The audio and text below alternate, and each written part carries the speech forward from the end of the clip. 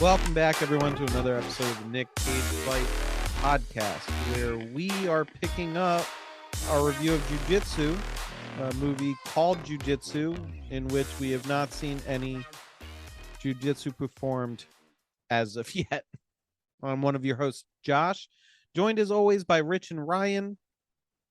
How's the stamina, guys? Are we going to get through this, or are we going to die somewhere between now and the end of the review? Because honestly, I could go either way at this point. I'm I already dead. I just killed somebody mowing their lawn because this is America. So Oh, there you go. yeah, that was a nice stress reliever.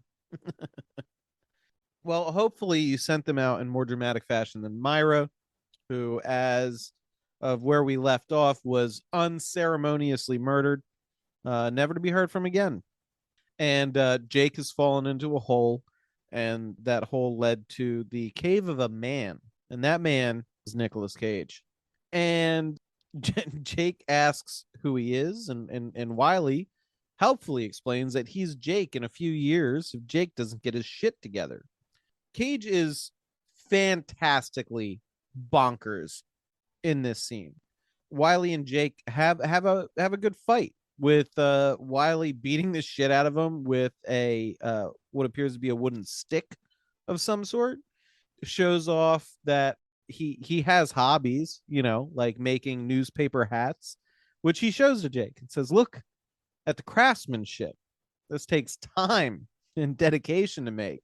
And then he wears it. And puts it on He his head. does It's wear a it. great scene. We might have to use that image for the episode, because it's the only thing worth seeing from this fucking film, in my opinion. Let me see if I can find it real quick. And Wiley actually refers to the spaceman, the predator alien that's been hunting them, and he says that the space I fucking love this. The spaceman is the one who gave them jujitsu. And to his credit, Nick Cage actually does a little jujitsu in this scene. I can't remember if it's an arm bar or something like that, but he does something that might be mistaken for jujitsu in this scene. First time in the film. But also, this part led me to question what the film thinks jujitsu is, because Nick Cage refers to it like it's some like mystical honor or power or designation or marking. I mean, later in the movie, he refers to the group of people as jujitsu. Yeah, but it smacks of pointing at things, and just because the movie is titled that, going, that's jujitsu. You're like, that's a lamp.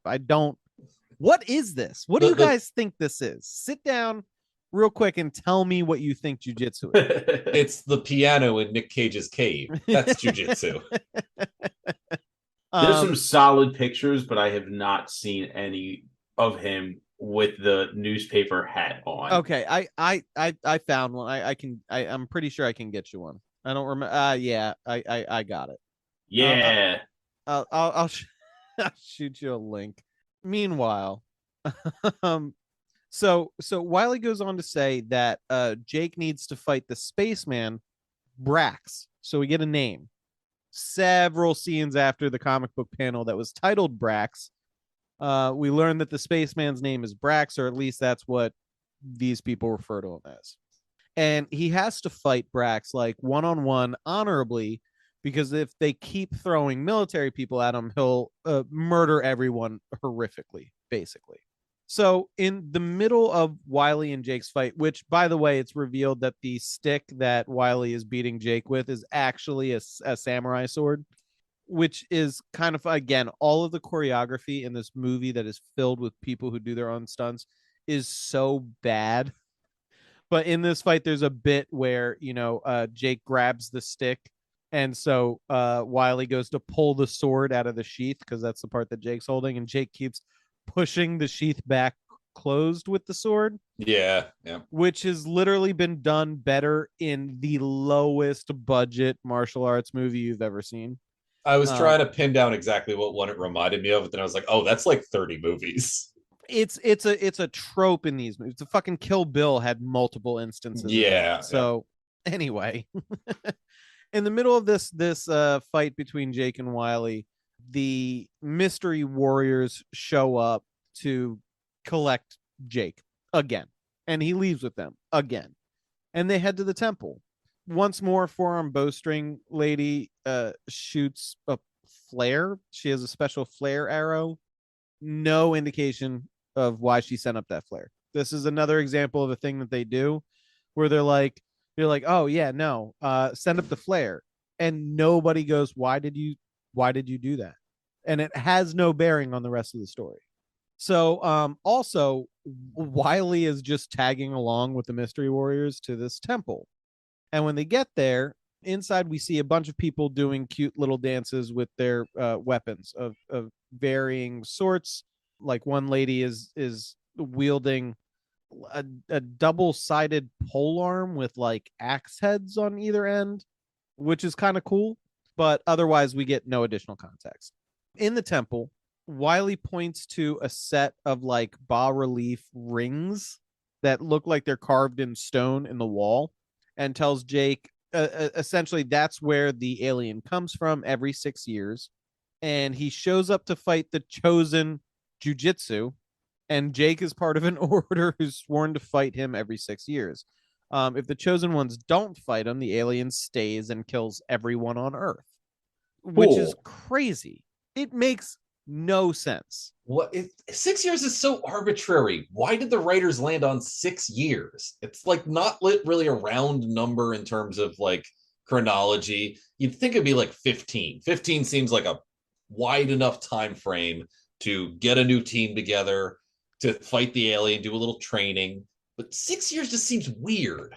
Or yeah, do it Mortal Kombat style, where it's like, isn't it once every 10,000 years or something? Like, I don't know, but Mortal Kombat doesn't even stick to that either. Yeah, they have like a bunch of tournaments in rapid succession, mainly because of like cheating and because they get to make up the rules. Yeah. I forget some of my Mortal Kombat lore, but this is another thing that we immediately get another thing that just it makes no sense, and if you pay any attention to it, it's gonna break more parts of the plot for you. So the mystery warriors suit Jake up in their neat little costume, right? And set him up with a sword, and they set off to fight with Brax. And I think this is the scene. I didn't write down explicitly that they said it, but they do say it as a throwaway line. When you have the cloak or the hood of this cape that they give you up, Brax cannot see you. You are effectively invisible. Now, there's I completely missed that. I was wondering why the fuck they were wearing those all the time. There's a couple of things wrong with this. First of all, it is not like a full body cover. It has nothing to do with camouflage or hiding your heat signature, because they literally wear these things thrown over their shoulders, and as long as they pull up their hood, Brax is incapable of seeing them. And at no point do they use this to an offensive advantage in any way, shape, or form. They barely use it defensively. It makes no fucking sense. So just keep it in mind. They're wearing magic Harry Potter cloaks that can make them invisible to the murder alien. And how you, dear listener, might choose to do something strategic with this information, because that is not going to happen in this film. So, yeah, just forget about it. And also, apparently, Brax gave it to them. What, the cloaks? Yeah, they mentioned that like Brax gave them the cloaks. I missed that some entirely. Point. I missed that. Yeah, because and like Nick Cage talks about Brax as if he's like this super honorable warrior. He does, but then like he commits genocides too. So I'm not really sure where this is going. No, the fucking writers weren't. So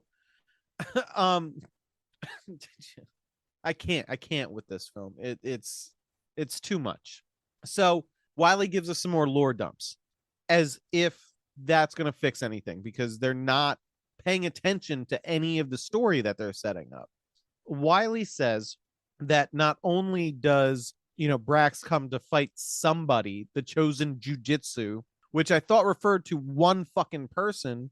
Apparently, Brax needs to fight 9 people every 6 years. Gotta be 9.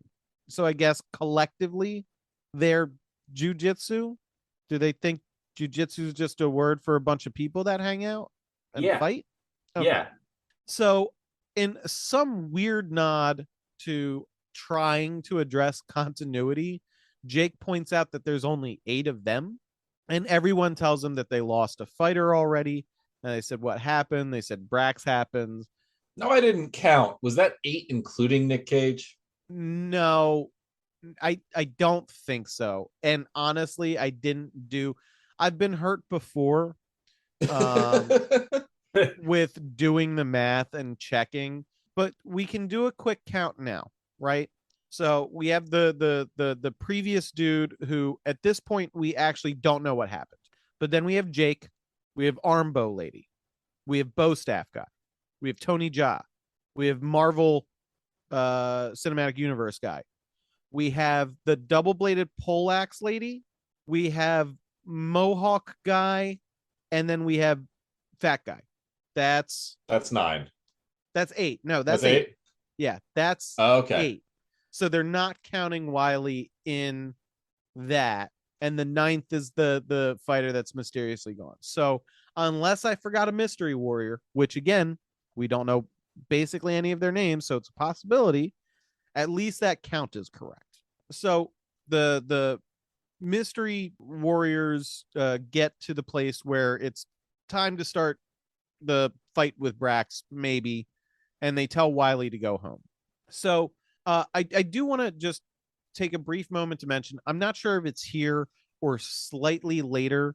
We mentioned in the last episode, Jake has amnesia and everybody is acting like he doesn't have amnesia. So every time he's like, what's going on? They're like, how do you not know what's going on?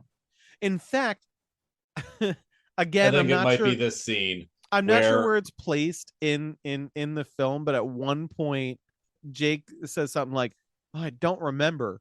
And completely out of nowhere, the Marvel Universe guy is like, do you got something to say? Like I don't understand the cuts that they made in editing on this. This might be that scene. Yeah.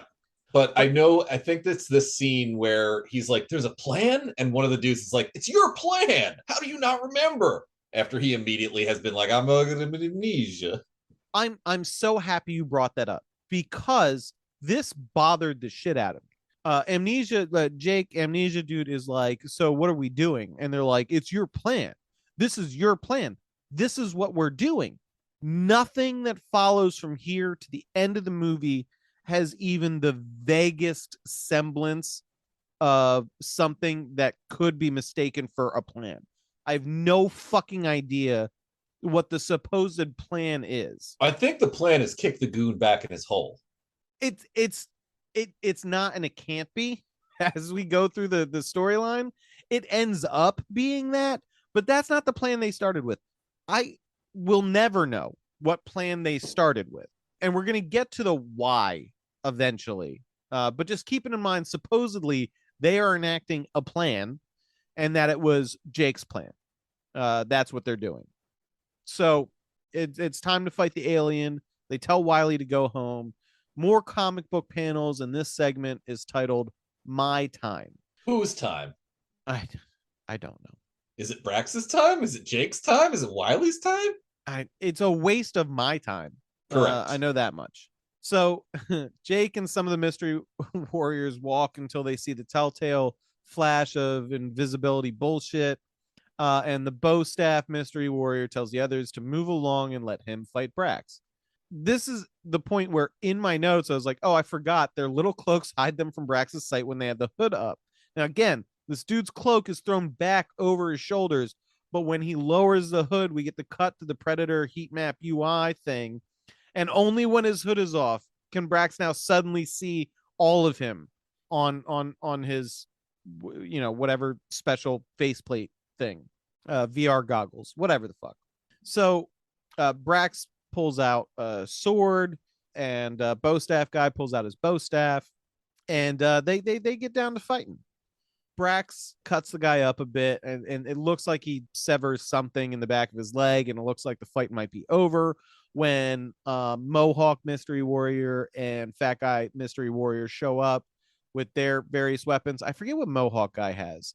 maybe his Doesn't matter. Kukri or something like that, and then the dad bod mystery warrior has it looks like a I can't remember the fucking name of it, but the one of those clubs with like the stone head set like partially down from the tip of it. There's a name for it, I can't remember what it is. But that's what he's working with.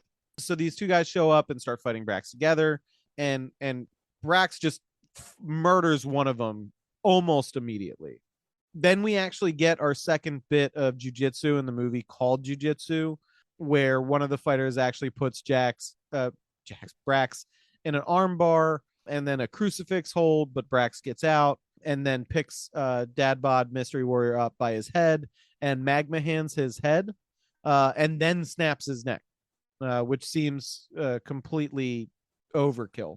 Yeah, like why have the magma hands if you're just gonna So sword back in hand, Brax approaches bow staff mystery warrior who can't stand up and cuts him down, delivers a killing blow. So that's 3 mystery warriors down that we've seen, and one whose fate was kind of vague. Maybe Brax killed him. They just said they lost one. So I'm, at this point in the film, I'm not sure what happened. So also, this is the first time we get to see Brax's weird, bad CGI blue face thing through the visor from time to time, and it looks like shit. It's so weird, and like it is. So like it has like so much in this fucking movie. Like why is his face visor shaped like that? Why is he a humanoid? Why do we assume all aliens are humanoids? The only thing that makes him alien is he has like weird, like fish bony ridge teeth instead of like separate enamel teeth. And I think his eyes are red, and he has like 2 sets of irises and pupils in each eye, and they're sort of like mashed together in the middle. Well, and one of my favorite things too is during the fight scenes, you can literally see the bodysuit that he changes into. like the actor like needs a better range of motion, so instead of having like the armor on that it looks like he's wearing, it's like just yoga pants, but the armor's like painted on. Yeah, we mentioned this is like a morph suit. It looks like a morph suit that you can get at a popular seasonal costume store. Yeah. So Jake on his own gets blindsided by Captain Sand, who appears to have survived his encounter with Brax, but has severe burns on his chest. He hits him in the back of the head, and when Jake wakes up, Sand has a gun on him.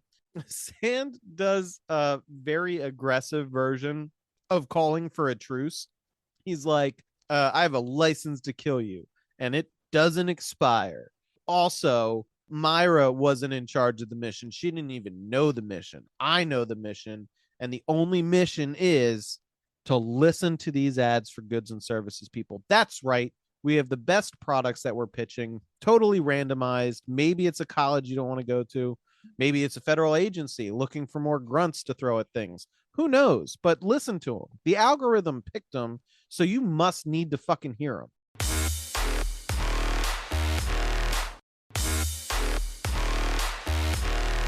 Now go spend all of your money at that casino that was just mentioned. Sneed Seed and Feed, formerly Chuck's.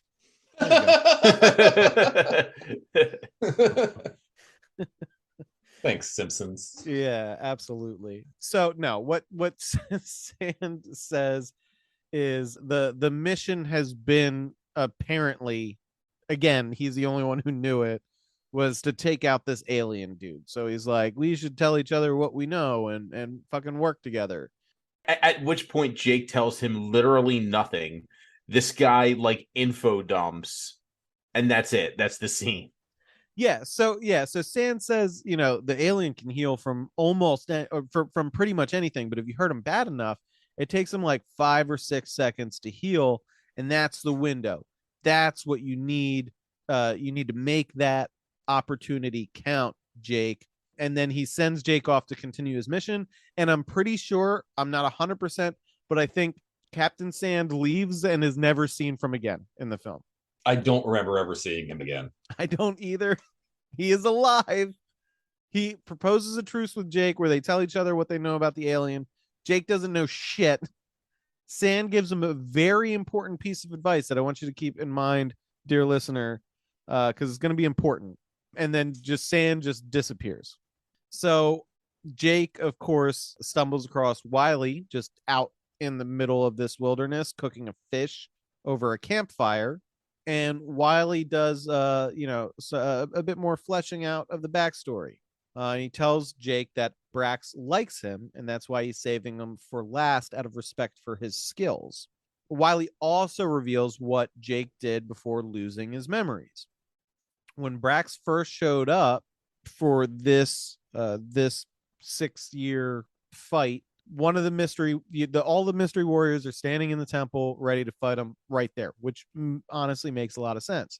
But Brax kills the first guy that goes up against him immediately, just like grabs him by the throat. A sword protrudes from his like forearm, and he just stabs the dude in like the fucking face and drops him, and the guy is dead.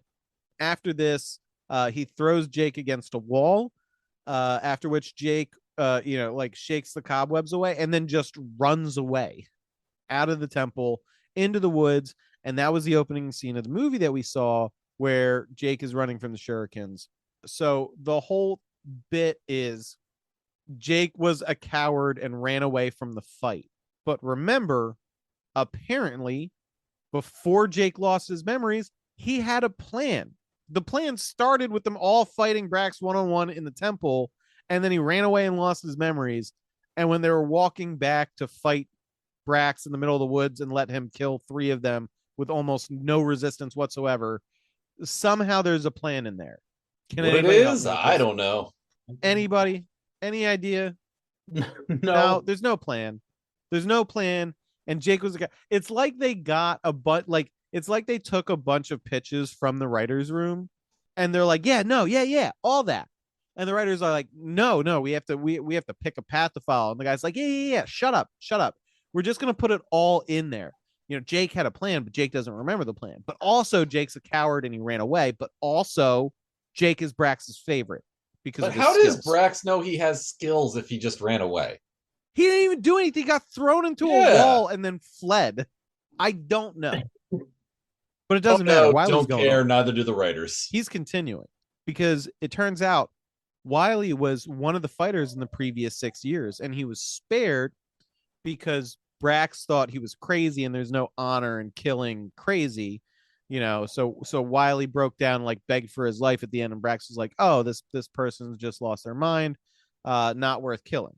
So apparently, you can survive being one of these chosen warriors to be murdered by the alien if you just beg for your life or something. I don't know. Just be insane, I guess.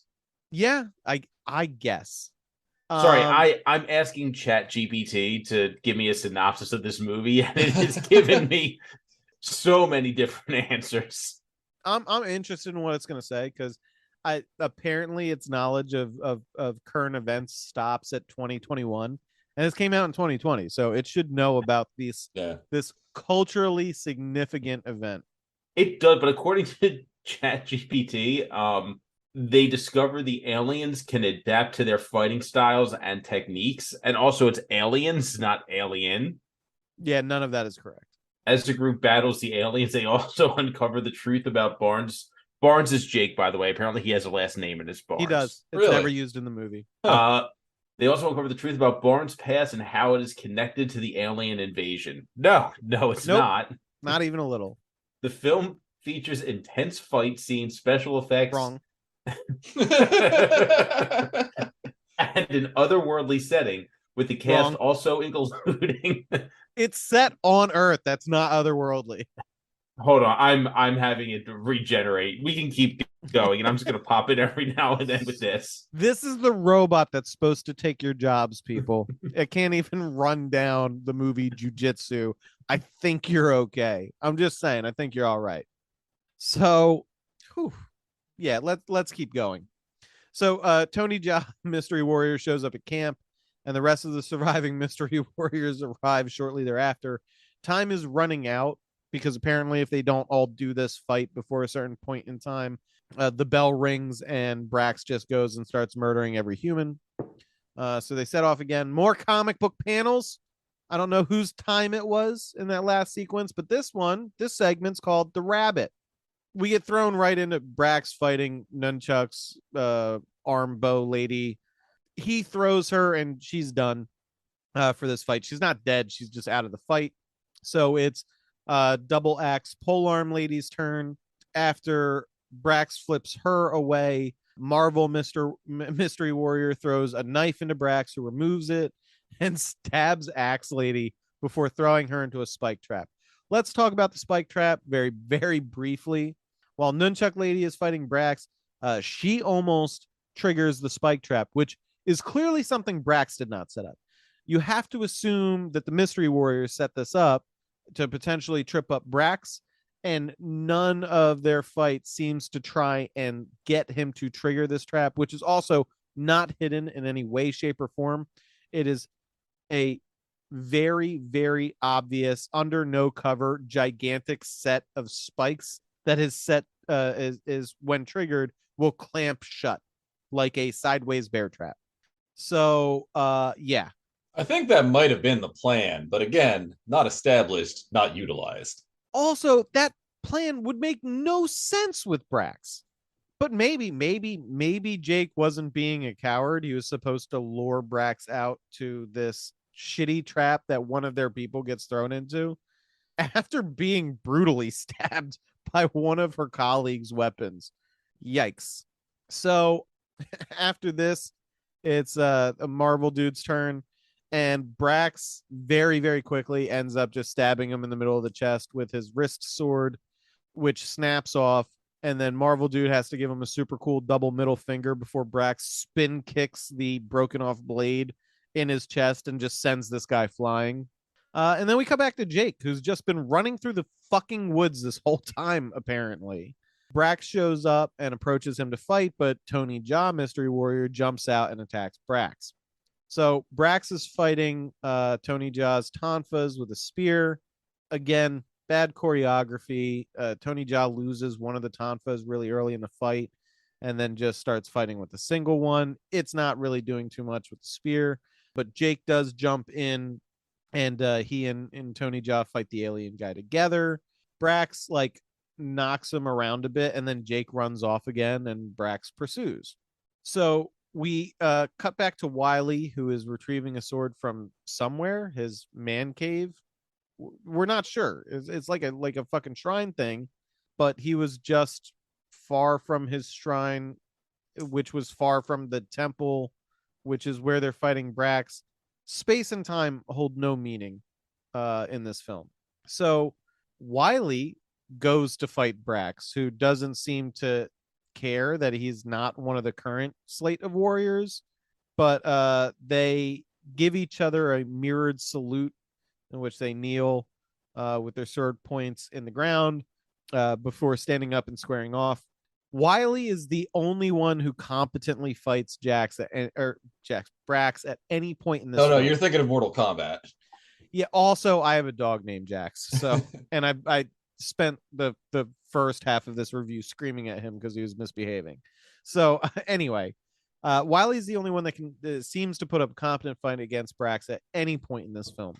He even manages to cut a huge gash in Brax's chest, which of course heals immediately. And Jake and Bo Nunchuck Lady are just watching this whole thing, not doing anything to help. And at one point in the fight, Brax has Wiley dead to rights, but gives him back his sword. Unfortunately, Wiley just starts taking repeated L's at this point, getting stabbed in the chest and then slashed on the shoulder. And finally, Brax delivers a devastating backbreaker on Wiley over his knee. It's full on was it the broken Nightfall? bat? Yeah, Nightfall. With Bane. Yeah, full on backbreaker, and then he cuts Wiley's throat with his wrist sword, and the cage is dead. Long live the cage. So I think it's time for another round of ChatGPT tries to explain this fucking movie. Please. The main protagonist, I thought Jake Barnes. Protagonist? Protagonist, yes. is a war veteran and skilled Jiu Jitsu fighter who is recruited by a group of warriors to help them defend Earth against the Brax. However, the Brax are formidable opponents, and the group must use all of their fighting skills to survive and save humanity. Nick Cage plays a character named Wiley, who is a warrior and mentor to Jake. As the group trains and prepares for the impending battle with the Brax, Wiley helps Jake harness his jujitsu skills and teaches him about the history of the Brax and their previous attacks on Earth. Good job. No, it doesn't. No, So they don't. The funniest and no, thing in he trying doesn't. to determine what ChatGPT thinks is going on is, do they think Brax is the title for the Warrior of Death, or that the alien race is called the Brax? I think that's what it is. Plural. I think ChatGPT thinks that the Brax attacks. So we get another comic book panel. This one's titled Memorial. And so they're back at the temple, and the bow nunchuck lady and Jake talk about how Wiley saved their lives. How? I don't know. Brax wasn't after them at that point in time. Wiley just fucking called out Brax, and Brax killed him. And they sat like fucking 20 feet away and just watched the whole thing go down, not intervening at any point in time. I'd like to point out that one of these people is a fucking ranged fighter who, if we can believe the physics defying mechanics of her arm bow, barely has to move to throw explosive tipped arrows at Brax during this fight. Also, I'd like to point out, it like saved them. Like, okay, she was injured apparently from Brax throwing her. Neither of them have their magical invisibility cloak hoods up. So ostensibly, after Brax murders Wiley in front of him, he sees them 20 feet away and then just walks away. I don't know what is going on. I really don't understand. Yeah, me neither. I don't know what's happening. Yeah. So yeah, Wiley saved their lives somehow. I don't know how.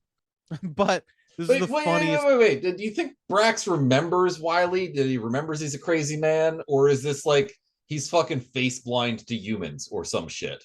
Well, he can't be, because he picked out fucking Jake as his favorite. Exactly. Like what? I don't know. And Brax showed him respect. Like, the whole point with like the honor thing is Brax didn't kill Wiley because he thought Wiley was insane, and there's no honor in killing an insane person. So he spares him. And then Wiley shows up and is just like, I was faking it. And Brax is like, yo, respect. Actually, you know what? That might make fucking sense. I might have just talked my way around on that one.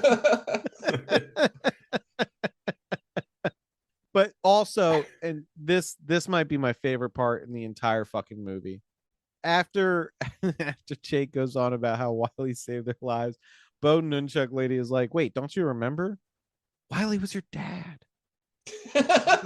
Yeah. He was my dad? She was like, yeah, he was your dad. And so Jake, of course, has like a black and white flashback. Again, best part of the whole fucking movie, where an adolescent boy is like shadow boxing with his father.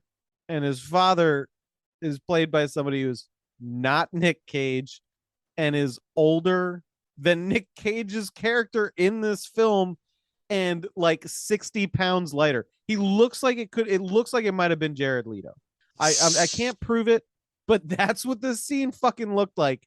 And it's just baffling. I mean, they just couldn't get Cage back for that one shot. He was only there for 3 days. It just amazing. I love it. And they didn't even try. It's black and white, and they're fighting in a cave, and they didn't even bother trying to use shadows to obscure there's a completely different fucking dude at all. Best scene in the film.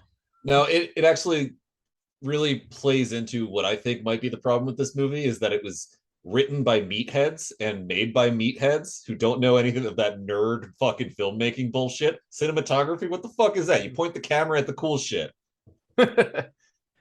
That does kind of make sense, because they're like, oh dude, we got this rig so that we could do POV stuff.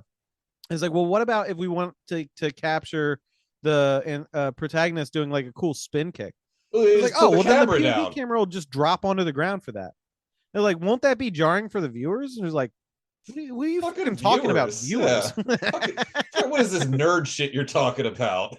I'm making this expressly to jerk off to later. I didn't even think this was going to get a wider release.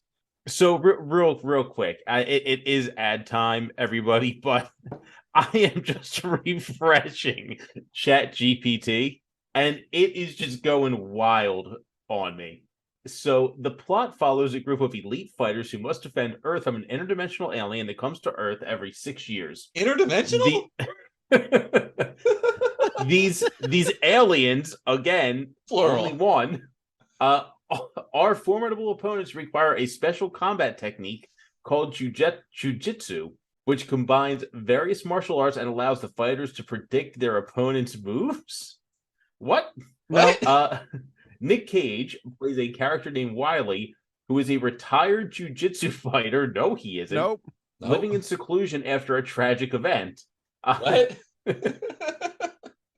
The film opens with an intense fight scene in which Wiley takes on an alien warrior, but he is eventually defeated and left for dead. Yeah? Is that what the computer says? I fucking can't. The story. Oh my god. Technology's beautiful. Okay. God, I fucking hate technology. The story then follows a group of soldiers who find Wiley and ask for his help in fighting the alien invasion. As the group no, it doesn't, and no, they don't.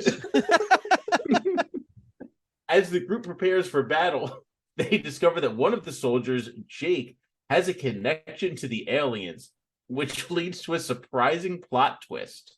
The rest of the film features intense fight scenes, impressive choreography, and special effects as the group battles the alien invaders.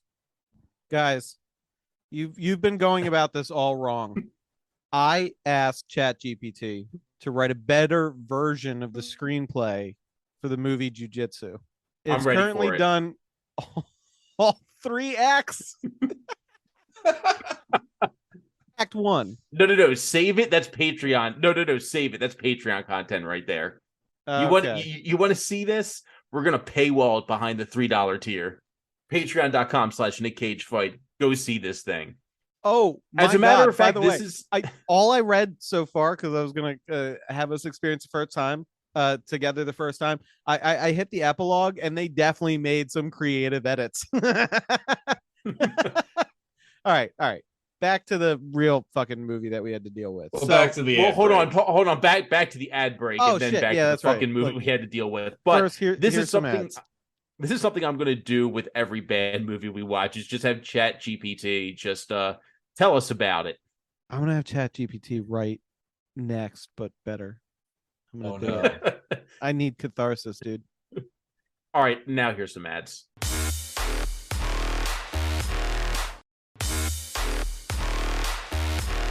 You know what I'm going to do too? I'm going to have ChatGPT tell me the synopsis of Between Worlds, because that's going to be wild as fuck. Yeah, it will. Good luck. I mean, ChatGPT is going to shut. Even if it gets it right, out of my instance. All right. So back to the movie.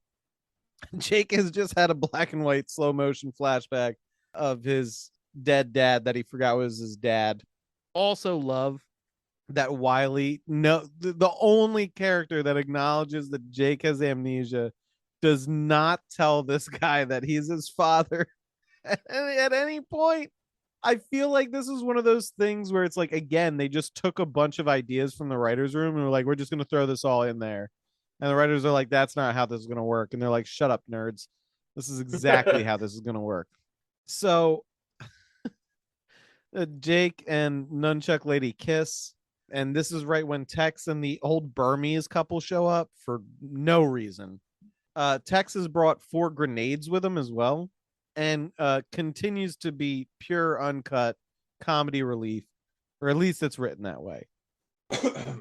They stitch up, the Burmese couple stitch up Bo Lady and Tex. At this point, so in the beginning of the film, he was getting like bits and pieces of what they were saying, but because what they were saying was kind of crazy, without additional context, everybody wrote it off. In this scene, Tex is just literally saying the opposite of what they're saying. So, like the Burmese lady says, she can't move, and Tex is like, he said, or she said she's good to go. Needs plenty of exercise Yeah, and is like physical activity. if she moves, her stitches will rip. And Tex is like, oh, she says she should probably get some exercise and stretching in. It's just exact opposite stuff. So they leaned right into that. And then also a close second for my favorite part in the movie, while they're doing this comic relief shit in the temple, Brax just kicks down the door to the room that they're in and just starts blasting. He kicks down the door and just starts blasting. Shurikens start flying everywhere. But the old Burmese lady has found Brax's only weakness, which is a point blank shotgun blast to the chest, which demolishes Brax, falls to his knees, and goes into full on repair mode. Remember way back when Captain Sand told Jake he can heal from almost anything, but if you hurt him bad enough, it takes him like 5 or 6 seconds, and that's what you got to capitalize on. So, of course, after the shotgun blast to the chest of Brax, completely incapacitating him for 5 or 6 seconds, everybody in the room runs away. Inexplicable. And now we cut to more comic panels because we're doing this quicker and quicker. And this one ends with Time to Die. So I love this movie. I love it so much. So Jake challenges Brax in the temple, right in the portal room itself. They fist fight to start, and then switch to sword fighting. Jake gets slashed across the chest, but it appears to only cut his t-shirt somehow. He also takes a cut to the arm. Again, it seems to have caught mostly t-shirt. Jake splits his sword apart into 2 swords. That's pretty cool. And Brax transitions into fighting. Oh my god, it'd be so cool. Make his sword 2 swords. It's a pretty classic move. It's a pretty classic move. So Brax transitions into fighting with a spear and knocks Jake down before starting to Sonic the Hedgehog around the room, so he can disappear and reappear and surprise Jake with some chili punches. Dogs? And what was that? So surprise him with some chili dogs? No, with punches and an over the back flip / throw. Jake is basically just getting his dick kicked in like repeatedly here. Finally, like Brax picks Jake up by the neck and starts choking him, and Jake's eyes are rolling in the back of his head, not getting enough oxygen to his brain. He's going to pass out, but then he hears in his head, "He was your dad. This is your dad. He was your dad." And Nick Cage is all of our dad. This is enough to just snap Jake out of a full-on blood choke and starts beating the shit out of Brax in hand-to-hand combat. This is another thing I fucking love. So they're fighting around the room, and when Jake starts winning, he's by like this brazier, and he realizes that fire, when it's right in Brax's face, like fucks with his weird heat vision apparently. And nobody in the history of these tournaments have figured that one out. Nobody tried fire on the thing that you would immediately think kill it with fire. Fire played into none of their strategies thus far. So these people are fucking stupid. So yes, you mean the writers, right? Yeah. So Jake utilizes this like a little bit, and then I can't remember if it's a flashback because in my notes I wrote Jake remembers what Captain Sand said to him and runs and grabs his dad's old sword. I'm assuming it's Wiley's sword that they placed in like a sort of memorial spot in the temple. The end of the comet pass, I guess, is getting close because the portal to space opens up behind Brax, but Jake is still alive. Bow Lady is still alive. They're 2 fighters down from fulfilling the conditions to keep Brax from staying and killing everybody on Earth, but the portal still starts to open anyway. Well, they said it had like a 3-day timer at some point. Yeah, but if the conditions aren't met, Brax is supposed to stay and wipe out all of humanity. I think it's like Brax's choice to stay or not based on the conditions. I think that portal opens up regardless on the 3 day period, which is why I thought the plan was kick the goon back in his hole. But like you said, that doesn't make any fucking sense. It doesn't. But, Jake slices Brax's chest several times. And while he's starting to heal, Bow Lady shoots Brax in the chest with some of those explodey arrows. Jake now like hops up on like Brax's shoulders, like he's giving him a piggyback ride, and like striking down at him. And Tex, Well, he's doing the Blade Runner. yeah, Tex shows up and tosses Jake a grenade. And Jake, the sequence of events, because I want you to realize how fucking stupid this is. Tex tosses Jake a grenade. Jake pulls the pin, releases the lever, and shoves it into the rapidly healing chest wound that Brax has. And then Tex tosses Jake another grenade. He pulls the pin, releases the lever, and shoves that into the chest hole.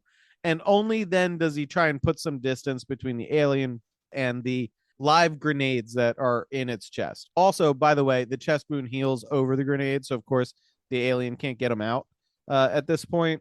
And Jake then does a standing side kick to Brax, which knocks him back into the portal as he explodes. The explosion, of course, knocking Jake back, and the portal closes.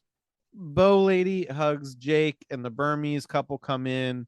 And the lady says to Jake in Burmese that this is what he was born to do, end a 2,000-year epoch. What? Wait, it gets better because Tony Jaa Warrior shows up at the temple. He's fine. So Brax was 3 warriors off from the conditions. And Tex pops out of his hiding spot with what he thinks is a bottle of liquor. The Burmese lady says it's a bottle of poison. And Tex says, see you in 6 years to the portal before taking a swig. And then the credits roll. So didn't they just kill him? The lady says that this was supposed to be the end of a 2,000. Has this been happening for 2,000 fucking years? Like Jesus saw this man? Jesus fought him. Jesus fought this man. This is like he put him on the cross. So you're saying that Brax is the reason for the crucifixion? Yes, 100%. Yeah, but there's so like what? Like, what is Brax's motivation? He wants to fight buff boys. Is it ever said? He wants to fight buff boys. It's the buff boy fight buff boys. Yeah, we goose them. Look at these buff boys. It's so buff. I gotta fight them. I need more dudes. No, it is.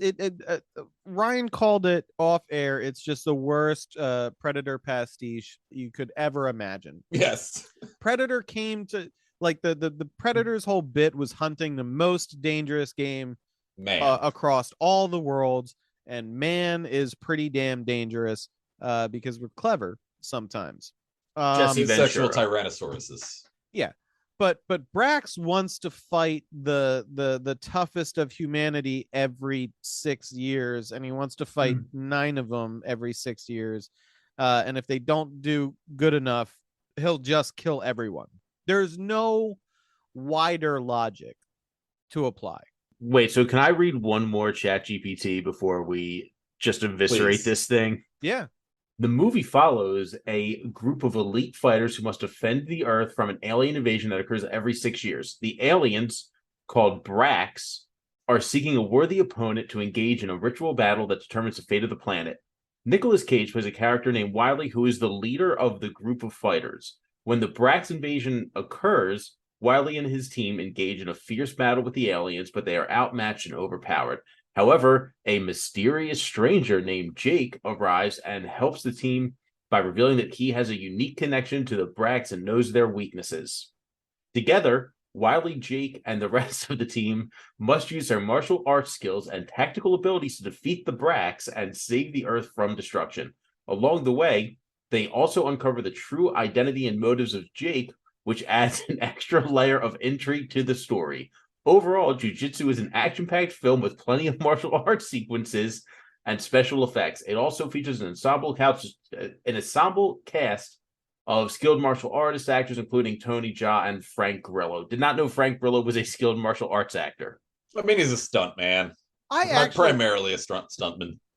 I actually really like him, believe it or not. Like when he's in, even in shitty stuff, I am never disappointed to see him show up. But this is really bad. Yeah. Yeah. Also, ChatGPT watched a completely different movie. None of that shit was accurate, not even a little bit. I do love some of the names were. I do love that the plot was so confusing for ChatGPT. ChatGPT thinks there's multiple aliens, which there is not. Yeah, like so I have simmed this 10 times at this point, and in at least 6 of them, they call them the Brax. See, that does make sense as a fucking title, not as the name of a species. You know what I mean? Very true. Like they have to fight the king. Yeah. But yeah, honestly, like I said, this movie is a series of baffling choices that someone decided to film. It really doesn't make sense to me in any way, shape, or form. They get a bunch of people who do their own stunts and then just have dog shit choreography. That probably wouldn't have seemed as bad if they didn't decide to spend more of their budget on shit CGI. All the way to the title of the movie and referencing Jiu Jitsu, which is a thing that make up a name. Yeah, do some gibberish. Do something. Make it up. Don't call a group of people Jiu Jitsu. It's like, yes, you now have the Jiu Jitsu. It's like, I mean, I think it really does back up my theory that maybe this was just written and made by a bunch of meatheads, because maybe they were thinking like, you know, the Wu-Tang or the Shaolin, which are both organizations, but also a martial art, like in terms of the grammar of calling people jujitsu, but like that doesn't make any damn sense still. True. And at least Wu-Tang is for the children. Wu-Tang is for the children. Yeah, it's just so bizarre. If you replace jujitsu, every instance of it in this film, with just like fucking karate, it would be even funnier, in my opinion. It's just like the whole time, just completely off expectations, just because of the vernacular that they decided to use when they could have just used a made-up term. A bunch of films use MacGuffins and chosen child narratives, man. You just have to make it up. You can't use something that describes a thing that already exists and is not what you're using it for. That's just confusing. It's batshit insane is what it is. It honestly, it really is baffling. And how do you have Tony Jaa in something like this and you do it this way? Yeah, I don't know how they like underutilize Tony Jaa. That dude is usually the best thing in whatever he's in. Yeah. I'm honestly, I'm flabbergasted. This is a bad movie, and I know Rich appreciated it to some extent. Oh, I did too, but like it was 100% laughing at the movie the whole time. Oh yeah. It was too bad, and it did not like break through to that so bad it's good for me. It was just confusingly bad. And I will reiterate something I said to you guys off air. Between Worlds, we may have watched a little too early into our journey because we saw crazy art, and now we can't help but notice when we're just watching crazy with no art involved. You know what I mean? Which is kind of a shame. I mean, I feel like I'm desensitized to bad movies pretty heavily already, but that's just because of the life I live. Yeah. I mean, I was at Goodwill again this week. I bought myself a copy of that live action Dragon Ball movie. I'm going to watch that this week. Nice. That's terrible. It's worse than this. Legitimately worse than Jiu Jitsu. It is really bad. I do love that the two leads are the two leads from early Shameless seasons. Yes. American Shameless. Which makes no fucking sense. Why is Goku in high school? I don't know. I'm gonna watch it again anyway. Yeah, also like the having Goku as somebody who's like living a normal human life is actively slapping the face of one of the best filler episodes any anime has ever given us, which is when Goku goes to get his driver's license. Yes. I mean, Goku grew up as like a weird little feral child because his grandpa was the Monkey King. Yeah. And, like, you just run with that. It's so easy to just run with that. Yeah. All right. Are there any parting thoughts on Jiu Jitsu? No, other than I'll be watching this movie weekly. Yeah, as long as it's fair. on Netflix. If I see it for purchase, I'm gonna buy a copy of it. It's I'm a not buy gonna for me. lie.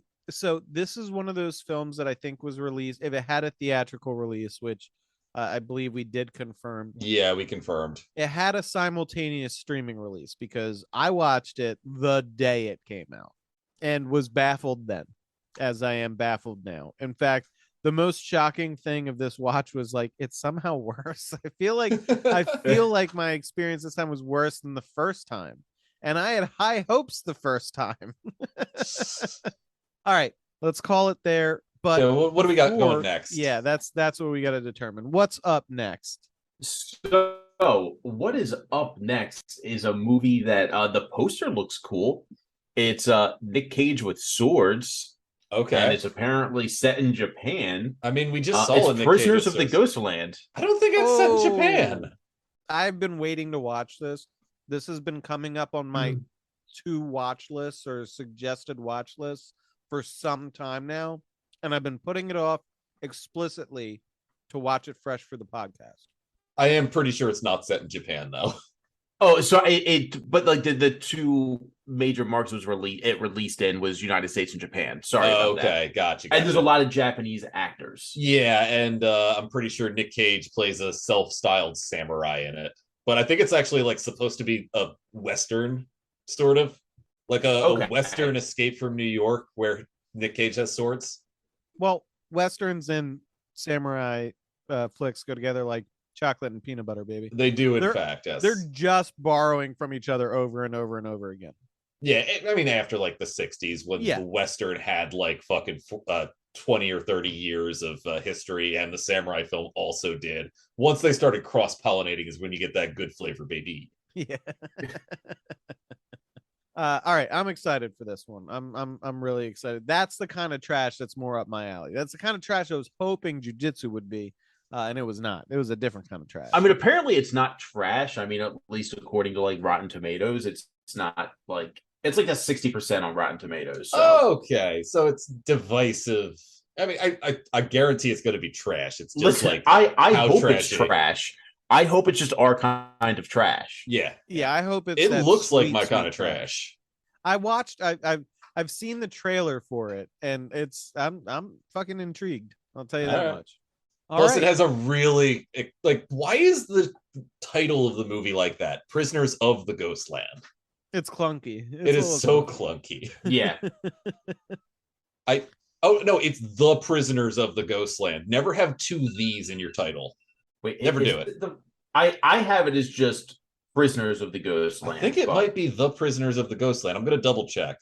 Also, you can't say that about the two D's. There's the Fast and the Furious, which is going to defend that to the grave. So Nick Cage is quoted as the wildest movie I've ever made. Oh, he said that about a bunch of his movies, though. All right, my internet doesn't want to work, so.